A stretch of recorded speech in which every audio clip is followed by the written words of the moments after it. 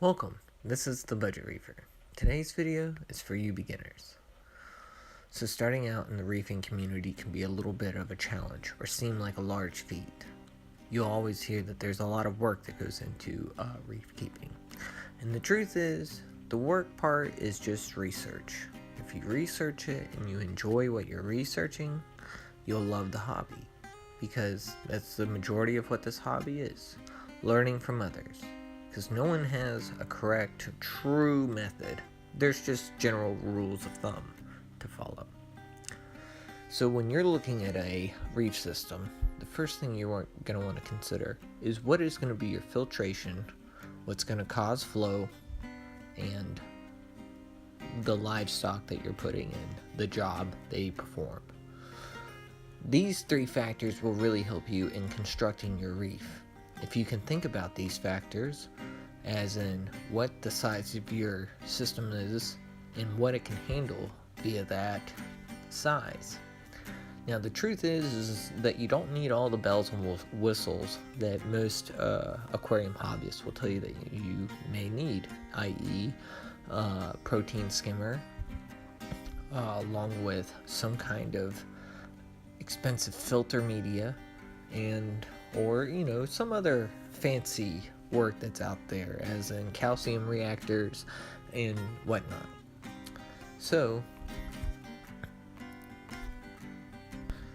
when you start, I would look at the rock work, because the rock is going to be your biggest filtration method. And how you seed your tank, there are many methods with that as well. The way I did it is I bought one piece of live rock, added in dry rock, and let it also become live rock over time. You can seed your tank many ways. You can get somebody's old water change, such as you have a buddy that has a reef system, you take his dirty water, put it in your system. It'll help seed the tank via nutrients and help with the bacteria growth. Although the bacteria mainly live on the surface areas, there's still bacteria within the water, especially if he brings out his filter media. It matters what filter media is too, because you can use filter floss or sponges. I currently use sponges, which does the job just well. All I do is I clean my sponges out every couple of weeks, every 2 weeks. If not, I can do it once a week too, and it would still be fine. The only thing is you don't want to lose too many of them copepods or the guys helping you out in your tank. But whatever.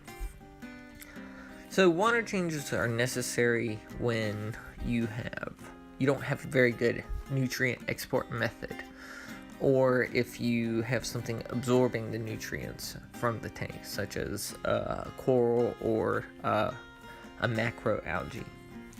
Macroalgae are really awesome with stabilizing your water conditions, and a lot of people will say it matters on the size of your refugium. It doesn't matter so much on the size of your refugium as it matters on the light that is above that refugium, because the bigger the light, the more growth you'll have, thus the more nutrients will be pulled from the water. The larger the refugium, sure, you have larger macroalgae, but the more powerful your light, the more faster it'll grow, and that will be pulling nutrients directly out of the water column, along with phosphates. So you don't have to find a phosphate media.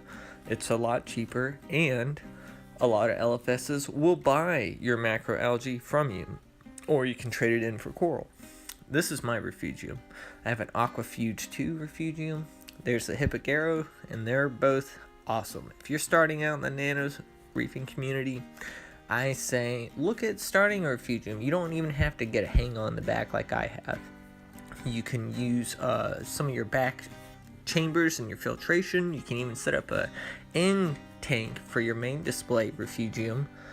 You can do that with plastic and whatnot. I've seen all kinds of different videos about it on YouTube on how you can set up a refugium, and you don't even have to use macroalgae. You can use hair algae that'll start to grow in a refugium. You just put light back there, give it a light source, and it'll grow.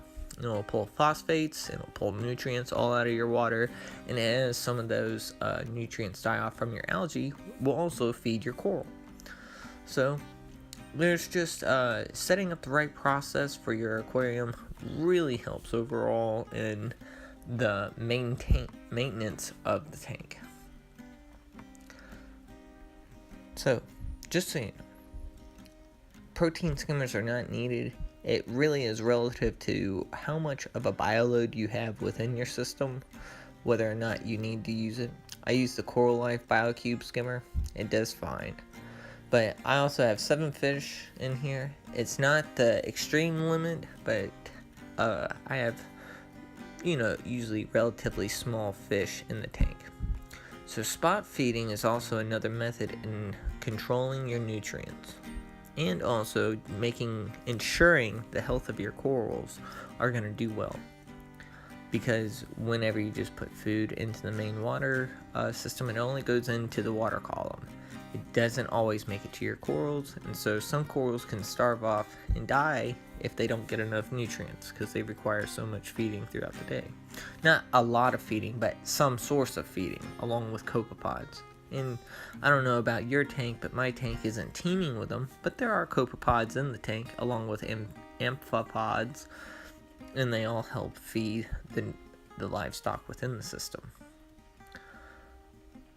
But spot feeding is a fantastic way of controlling your nutrients, and also just ensuring that everybody gets fed. Well, thank you for watching. Next week's video, or whenever I decide to do it, should include maybe a prize or two. I just got to think of how I'm going to do a contest. So subscribe and watch the channel, and we'll be seeing what I can give out to you. Be easy, y'all. Enjoy the rest of this video.